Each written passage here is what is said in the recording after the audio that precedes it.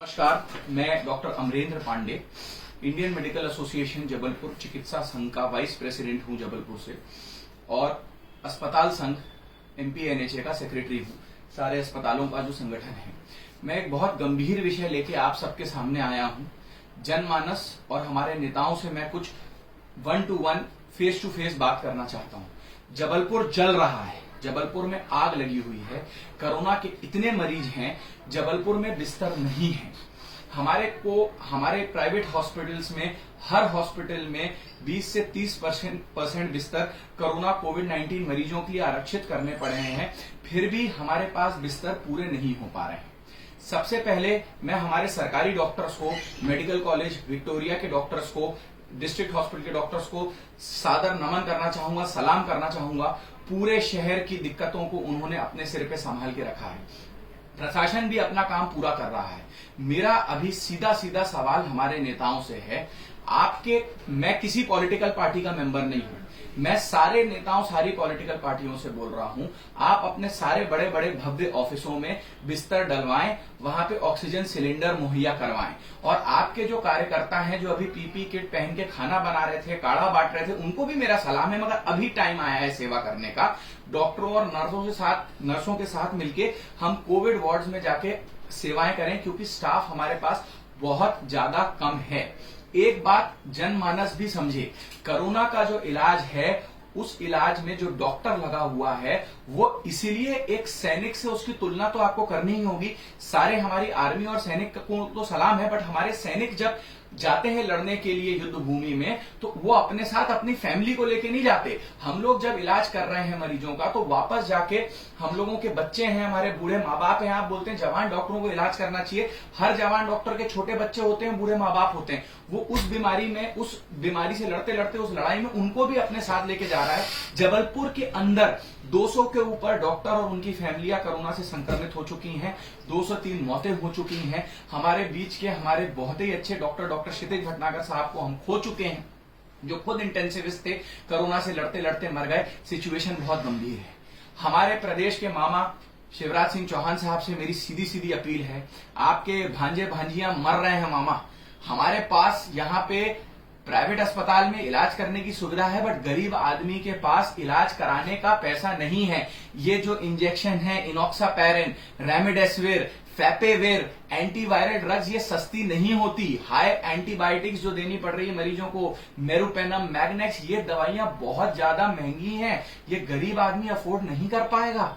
आप इस बात को समझिए, यदि आप सरकारी इलाज नहीं करेंगे तो जबलपुर की आग नहीं बुझेगी। 950 बिस्तर का सुखसागर मेडिकल कॉलेज खाली पड़ा है, उसको आपको चालू करना पड़ेगा, क्योंकि सरकारी नियमों की वजह से ही वो कभी मेडिकल कॉलेज चल नहीं पाया और वहां का पूरा स्टाफ सरकारी नियमों की वजह से ही चला गया। आप ही को चालू करना पड़ेगा और कोई नहीं चालू करेगा। मैं ये पूछना चाहता हूं कि जब आपने चिरायु अस्पताल भोपाल को चालू किया, भोपाल के लिए, इंदौर के लिए अरविंदो को चालू किया, उज्जैन में शुरू में आरडी गार्डी मेडिकल कॉलेज जहां से मैं पढ़ा हूं, उस कॉलेज को लिया, तो भैया जबलपुर से ऐसा क्यों परहेज? आप भैया मत बनाओ हमारे यहां से मंत्री, लेकिन हमारे नेताओं की ये तो सुनो कि जबलपुर में बिस्तर तो मुहैया कराइए आप। बिना उसके इलाज संभव नहीं है। कोरोना रईस को भी होता है, गरीब को भी होता है। कोरोना में कोई ऐसा नहीं है कि सिर्फ रईसों को होगा। मैं जनता को यही बोलना चाहूंगा, लॉकडाउन जरूरी था। लॉकडाउन इसलिए जरूरी था क्योंकि एक साथ मरीज हमारे पास ना आए, हम थोड़ी अपनी तैयारियां कर सकें। इस पूरी जो अभी हम कोरोना की महामारी देख रहे हैं, इसमें हर कोई जिम्मेवार है, कोई सिर्फ सरकार जिम्मेवार नहीं, हम भी जिम्मेवार हैं। लोग अभी भी बिना मास्क के घूम रहे हैं, लोग सोशल डिस्टेंसिंग नहीं कर रहे हैं। भैया हमें मालूम है कोरोना का संक्रमण होगा लोगों को, मगर अगर एक साथ सबको हो जाएगा, बिस्तर एक साथ भर जाएंगे, तो हम लोग इलाज कैसे करेंगे? कृपया कर जरूरी काम पे ही घर से निकलिए, घूमिए मत, फटाइए मत, इस तरीके से काम मत करिए कि आप कोरोना खत्म हो चुका है। कोरोना बहुत कुछ है। मैं सारी पॉलिटिकल पार्टी से भी निवेदन करूंगा कि भैया रैलियां अपनी ये सब आप लोग ना निकालें, हम लोग झेल नहीं पा रहे हैं कोरोना के जो पेशेंट का लोड हमारे ऊपर आ रहा है। गरीब मरीजों के लिए व्यवस्था करिए, गरीब मरीज इतना महंगा इलाज नहीं अफोर्ड कर सकते। और बाकी लोगों का ये समझिए, हमारे यहाँ डॉक्टर नहीं बचे हैं जबलपुर में, सारे डॉक्टर बीमार हो गए हैं। प्राइवेट अस्पताल को चलाने का खर्चा बहुत ज्यादा है। स्टाफ का खाना, रहना, उनकी सैलरीज, वो भी बेचारे रिस्क ले रहे हैं। आपको जिस आप अस्पताल में जा रहे हैं, यदि बेड मिल रहा है तो वहां संयम से रहें, अफवाहों में ना आए। कोरोना का बिल्कुल इलाज का एक प्रोटोकॉल बन चुका है। लॉकडाउन का यही फायदा हुआ कि हमको कोरोना का इलाज समझ में आ गया, उससे मरीज ठीक हो रहे हैं, एंटीवायरल ड्रग्स है।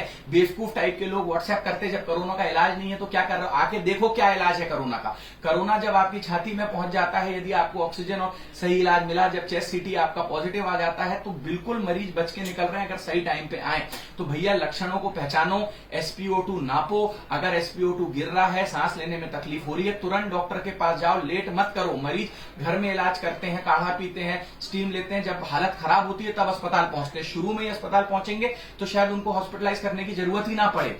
आप फीवर क्लिनिक में भी जाइए। और भैया मेरा सारे प्रशासन से और राजनेताओं से एक ही अनुरोध है, ये रोज रोज की मीटिंग मत कराइए। आपकी मीटिंगों में पहुंच के हम अपने मरीजों को नहीं देख पाते, और मीटिंग का मतलब होता है दोनों की बात सुनना। अगर आप पहले डिसीजन ले चुके हैं तो आप सीधे हमको लेटर भेज दीजिए, और अगर आप सही में मीटिंग करना चाहते हैं आप ऑनलाइन भी कर सकते हैं। प्रशासन का साथ दें राजनेता, यही समय है। आप इस समय नहीं बोल सकते कि पैसा खत्म हो गया, हम जबलपुर का इलाज अब आगे नहीं कर सकते। जब आपने इंदौर का किया, भोपाल का किया, उज्जैन का किया, यही टाइम है कि आप अपने पूरे खजाने खोल दें और लोगों के ऊपर लगा दें। इसी के साथ मैं अपना वक्तव्य खत्म करना चाहूंगा। नमस्कार, जय हिंद। एक आखिरी बात बताना चाहूंगा, व्हाट्सएप की अफवाहों पे बिल्कुल ना आए कि कोरोना से कुछ नहीं होगा, कोई नहीं मर रहा, ये सिर्फ प्रपंच है।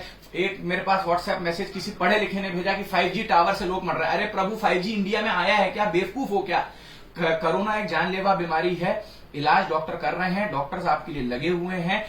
450 के ऊपर डॉक्टर पूरे इंडिया में मर चुके हैं। जब कोई सैनिक या कोई मरता है तो उसकी फैमिली का ख्याल आर्मी रखती है, उसको पेंशन मिलती है। ये जो प्राइवेट में डॉक्टर मर रहे हैं, कई जो सरकारी डॉक्टर भी मर रहे हैं, उनको पेंशन नहीं मिलती। उनके बीवी बच्चों का कौन ख्याल रखेगा, कुछ नहीं मालूम, फिर भी डॉक्टर आपके लिए लगे हुए हैं। और जो आप लोग बड़े बड़े बिलों की बात करते हैं, बिल में डॉक्टर की जो फीस होती है 5-10% होती है, बाकी वो अस्पताल के बिल होते हैं।